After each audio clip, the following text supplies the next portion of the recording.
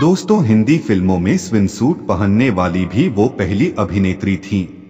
एक बस तेरी मोहब्बत से ज्यादा। नूतन अपने दौर की एकमात्र ऐसी एक्ट्रेस थीं जिन्हें 40 साल की एज में लीड रोल ऑफर होते थे।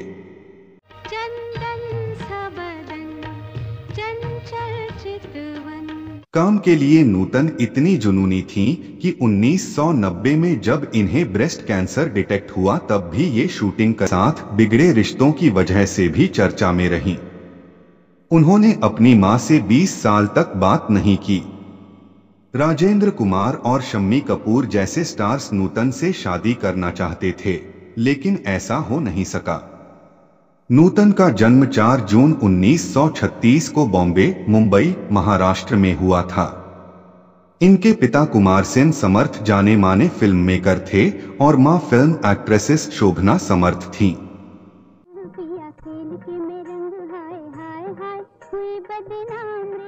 नूतन ने खुद एक इंटरव्यू में खुलासा किया था कि बचपन में उन्हें सांवले रंगरूप और कदकाठी के लिए काफी ताने सुनने पड़ते थे।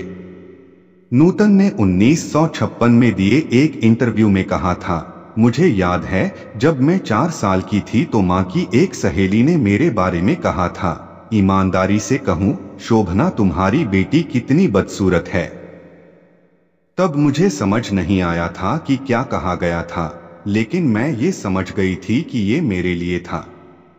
नूतन ने आगे कहा था, बाद में जब मैंने अपनी मां से इस बारे में सवाल किया तो उन्होंने मुझसे कहा था कि ये सुनकर वो काफी दुखी हो गई थीं, लेकिन उन्होंने मुझे समझाइश देते हुए कहा था, तुम्हें इसे कॉम्प्लीमेंट की तरह लेना चाहिए, जब तुम बड़ी होगी तो बेहद खूबसूरत दिखने लगोगी।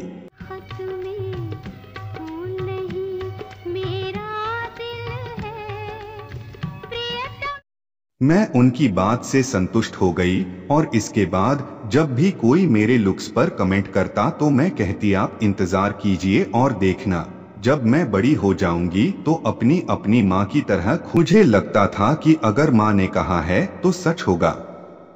नूतन का दिल रखने के लिए माँ शोभना ने उन्हें ये बातें कह तो दी थीं, लेकिन अंदर ही अंदर वो अपनी बेटी को लेकर परेशान रहती थीं। नूतन भी खुद को बदसूरत मानती थीं, इसलिए शुरुआत में उनके अंदर ये बिल्कुल कॉन्फिडेंस नहीं था कि वो कभी हीरोइन बन पाएंगी। प्यार का राग सुनो रे, दिल का भंवर करे पुकार। शोभना समर्थ को भी लगता था कि उनकी बेटी कभी एक्ट्रेस नहीं बन पाएगी, लेकिन 14 साल की उम्र में नूतन ने बतौर चाइल्ड आर्टिस्ट फिल्म नल दमयंती के जरिए फिल्मी दुनिया में कदम रखा। इसके बाद उन्हें फिल्मों में स्थापित करने की जिम्मेदारी मां शोभना समर्थ ने ली। 1950 में शोभना समर्थ ने 14 साल की नूतन के लिए हमारी बेटी नाम की फिल्म बनाई। इसके बाद नूतन 1951 में फिल्म नगीना में नजर आईं। नगीना के प्रीमियर पर नूतन खुद ही नहीं जा पाई थीं, क्योंकि तब वो 15 साल की थीं और फिल्म में सर्टिफिकेट थी जिसे केवल 18 साल से ऊपर के लोग ही देख सकते थे। नूतन इस बात से बेहद मायूस हो गई थीं। प्रीमियर वाले दिन वो शम्मी कपूर और मां शोभना समर्थ के साथ थिएटर पहुंची थीं, लेकिन वॉचमैन ने उन्हें अंदर नहीं जाने दिया। नूतन की वॉचमैन से काफी बहस भी हुई, लेकिन उसने उनकी एक न सुनी और फिर वो अपनी पहली फिल्म बिना देखे ही थिएटर के बाहर से लौट आईं। इसके बाद ही नूतन की एक और फिल्म हम लोग रिलीज हुई, जिससे नूतन की पॉपुलैरिटी और बढ़ गई।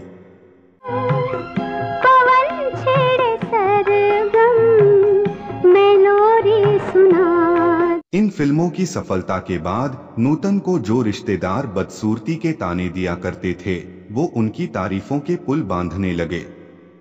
नूतन भी फिल्मों में इतना रम गईं कि उन्होंने अपना वजन भी काफी घटा लिया। तभी उनकी मां ने उन्हें आगे की पढ़ाई के लिए स्विट्जरलैंड भेज दिया और खुद मसूरी शिफ्ट हो गई। 1 साल बाद पढ़ाई करके नूतन मसूरी आ गईं। यहाँ उन्होंने मिस इंडिया कंपटीशन में हिस्सा लिया और मिस मसूरी का टाइटल अपने नाम किया। पढ़ाई पूरी करने के बाद नूतन ने 1955 में एक बार फिर फिल्मों में कमबैक किया। उन्होंने 1955 में आई फिल्म सीमा में काम किया, जिसके लिए उन्हें अपने करियर का पहला best actresses Filmfare award भी मिला था। इसके बाद उन्होंने back to back Paying Guest Bandini, Sujata, Chhalia, Devi, Saraswati चंद्र जैसी फिल्मों में अपनी एक्टिंग का टैलेंट दिखाकर दर्शकों का दिल जीत लिया। छोड़ दे सारी दुनिया किसी के लिए, ये नूतन कभी किसी इमेज में बंध कर नहीं रही। उन्होंने वुमन सेंट्रिक फिल्में की और अपने किरदारों में हमेशा कुछ न कुछ नयापन लाने की कोशिश की। फिल्म दिल्ली का ठग में वो स्विमसूट पहने नजर आईं। ये वो दौर था जब एक्ट्रेसेस साड़ी में लिपटी नजर आती थीं, लेकिन एक्ट्रेसेस की इस इमेज को तोड़ने का साहस केवल नूतन ने दिखाया था। नूतन की खूबसूरती के केवल दर्शक ही नहीं बल्कि कई बॉलीवुड एक्टर भी दीवाने थे। शम्मी कपूर उनके बचपन के दोस्त थे। बड़े हुए तो दोनों डेटिंग भी करने लगे, लेकिन इनकी शादी नहीं हो पाई। दरअसल नूतन की मां को इस रिश्ते से दिक्कत नहीं थी, लेकिन कुछ अन्य वजहों के चलते ये रिश्ता आगे नहीं बढ़ पाया। राजेंद्र कुमार भी नूतन को बेहद पसंद करते थे और उनसे शादी तक करना चाहते थे। वो नूतन की मां शोभना से उनकी बेटी का हाथ मांगने भी गए थे, लेकिन उन्होंने इससे इनकार कर दिया और उनकी बेइज्जती भी की। राजेंद्र कुमार और नूतन ने 1978 में रिलीज हुई फिल्म साजन बिना सुहागन में पति पत्नी का किरदार निभाया था। दो सितारों से रिश्ता टूटने के बाद 1959 में नूतन को इंडियन नेवी के लेफ्टिनेंट कमांडर रजनीश बहल में अपना जीवन साथी मिला। इसके 2 साल बाद 1961 में दोनों एक बेटे मोहनीश के पेरेंट्स बने। नूतन जब प्रेग्नेंट थीं, तो उन्हें बिमल रॉय ने फिल्म बंदिनी का ऑफर दिया। नूतन बिमल रॉय के साथ काम करने का मौका नहीं खोना चाहती थीं, लेकिन प्रेगनेंसी की वजह से उन्होंने ये ऑफर ठुकरा दिया। पति रजनीश बहल को जब ये बात मालूम चली तो उन्होंने नूतन से फिल्म में काम करने को कहा। पति ने हौसला बढ़ाया तो नूतन ने बिमल रॉय की बंदिनी साइन कर ली। बाद में इस फिल्म में नूतन के काम को बेहद सराहना मिली। ये उनके करियर की सबसे बड़ी फिल्मों में से एक मानी जाती है, जिसमें उनकी परफॉर्मेंस की सबसे ज्यादा तारीफ हुई। इसके बाद नूतन ने शादी और मां बनने के बाद भी फिल्मों में काम करना जारी रखा। आप ही मिलने आए हैं मुझसे? जी हाँ।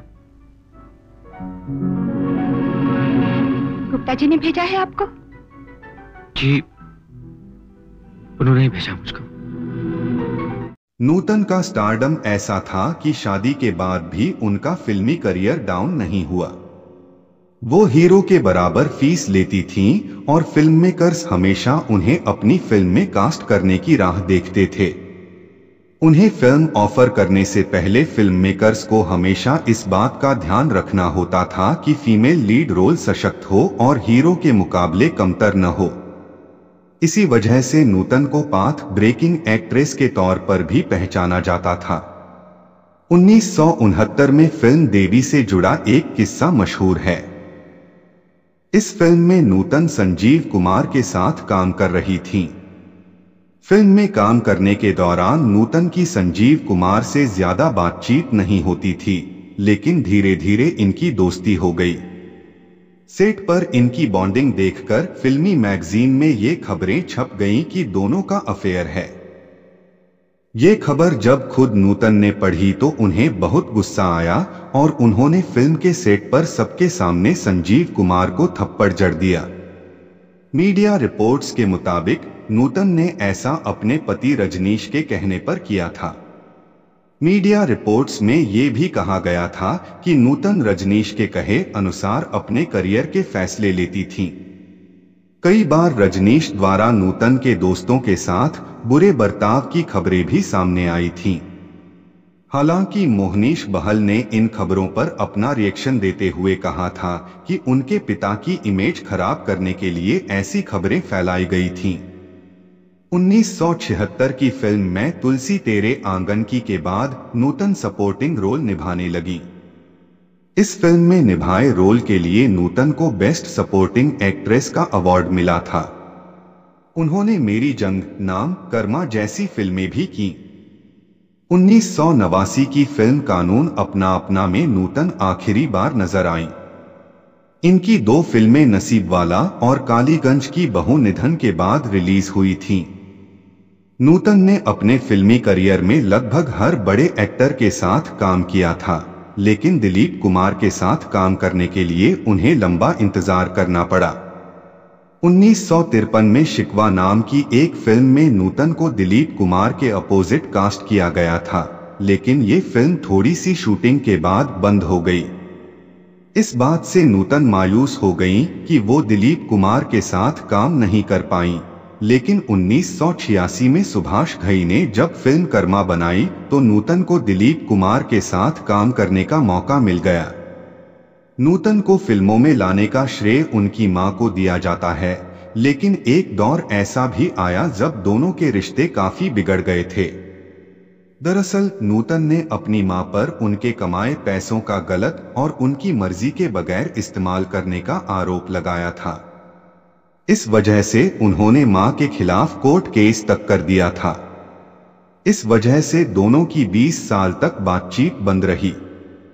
नूतन अपनी मां से इतनी खफा थीं कि एक बार उन्हें फ्लाइट में देखकर नूतन फ्लाइट से ही उतर गई थीं। शोभना समर्थ ने बेटी के इस बर्ताव पर कहा था कि उन्हें ऐसा करने के लिए उनके पति रजनीश ने भड़काया था। 1990 में नूतन को ब्रेस्ट कैंसर डिटेक्ट हुआ। फरवरी 1991 में तबीयत बिगड़ने के चलते उन्हें मुंबई के ब्रीच कैंडी अस्पताल में भर्ती कराया गया। 21 फरवरी 1991 को 54 साल की उम्र में उन्होंने आखिरी सांस ली थी। कैंसर का पता लगने के बावजूद नूतन गर्जना और इंसानियत की शूटिंग कर रही थीं। उनकी मौत के बाद फिल्म गर्जना कभी रिलीज नहीं हो पाई। वहीं दूसरी फिल्म इंसानियत में नूतन के साथ विनोद मेहरा भी थे, जिनकी भी डेथ हो गई। ऐसे में 1994 में फिल्म की कास्ट बदलकर दोबारा शूटिंग हुई और फिर फिल्म रिलीज हो पाई। नूतन के आखिरी दिनों से जुड़ा किस्सा उनकी मां शोभना समर्थ ने एक इंटरव्यू में शेयर किया था। उन्होंने कहा था, 21 फरवरी को मैं अस्पताल में नूतन के रूम के बाहर बैठी थी। मुझे रूम से नूतन के जोर जोर से चिल्लाने की आवाजें आ रही थीं।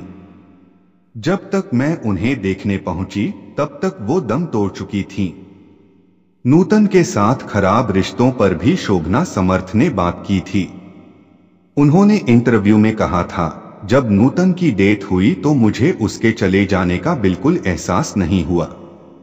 अंतिम संस्कार के बाद जब मैं घर गई तो मैंने अपने नौकरों से कहा कि मुझे खाना दो। मुझे ऐसा लग रहा था कि जैसे कुछ हुआ नहीं है।